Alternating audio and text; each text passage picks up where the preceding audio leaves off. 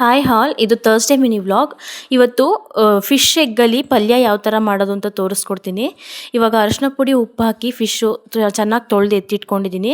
ಅದಕ್ಕೆ ನಾವಿವಾಗ 1.25 table spoon ಧನಿಯಾ powder, ಆಮೇಲೆ 1 ಟೇಬಲ್ ಸ್ಪೂನಷ್ಟು ಖಾರದ ಪೌಡರು, 1/4 ಟೇಬಲ್ ಸ್ಪೂನು ಅರಿಶಿನ ಪುಡಿ, ಆಮೇಲೆ ಅರ್ಧ ಟೇಬಲ್ ಸ್ಪೂನು ಉಪ್ಪು ಮತ್ತು ಒಂದು ಅರ್ಧ ಹೊಡೆ ನಿಂಬೆ ಹುಳಿ ಅದನ್ನು ಹಾಕ್ಕೊಂಬಿಟ್ಟು ಚೆನ್ನಾಗಿ ಕಲಿಸ್ಕೊಬೇಕು. ಯಾವ ಥರ ಕಲಿಸ್ಕೋಬೇಕು ಅಂದರೆ ಫಿಶ್ ಎಗ್ಗಲ್ಲಿ ನಾರು ಥರ ಇರುತ್ತೆ, ಅದು ಬಿಟ್ಕೊಳ್ಳೋವರೆಗೂ ಚೆನ್ನಾಗಿ ಕಲಿಸ್ಕೋಬೇಕು. ನೋಡಿ, ಈ ಥರ ಬಿಟ್ಕೋಬೇಕು.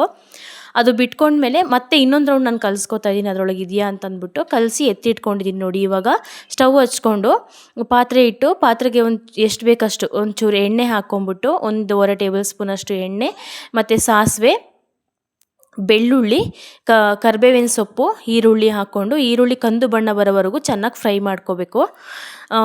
ನನ್ನ ಈ ವಿಡಿಯೋನ ನೋಡ್ತಾ ಇರೋರು ಸಬ್ಸ್ಕ್ರೈಬ್ ಮಾಡಿಲ್ಲ ಅಂದರೆ ದಯವಿಟ್ಟು ಚಾನಲ್ನ ಸಬ್ಸ್ಕ್ರೈಬ್ ಮಾಡಿ, ಲೈಕ್ ಮಾಡಿ, ಹೆಚ್ಚಿನ ವೀಡಿಯೋಗಳಿಗಾಗಿ ಲೈಕ್ ಮಾಡಿ.